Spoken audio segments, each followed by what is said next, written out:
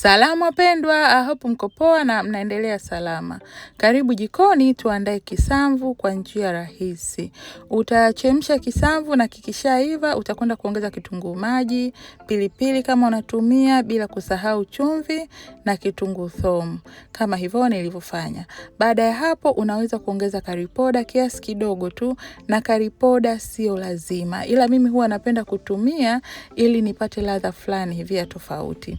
Baada ya hapo utaacha viungo vyako viive na kisha utakwenda kuongeza karanga. Hizi za kwangu nilizibake na nikaziponda, na baada ya hapo nikaenda kuzichanganya na maji ya vuguvugu nikapata huu mchanganyiko.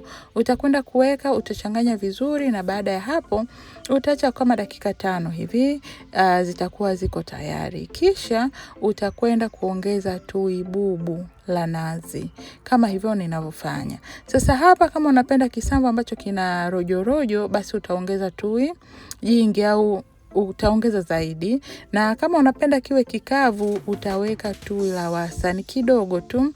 Baada ya hapo utakwenda kupoza mboga yako na kuichanganya vizuri. Kikubwa hili tui uliloweka mwishoni liweze kuiva, na haichukui muda mrefu, dakika 5 hadi 7 inakuwa tui limeshaiva na kisamvu kinakuwa kiko tayari.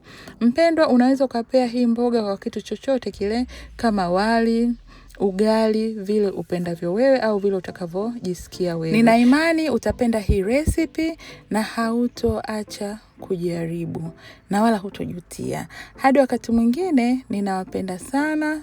Shukran.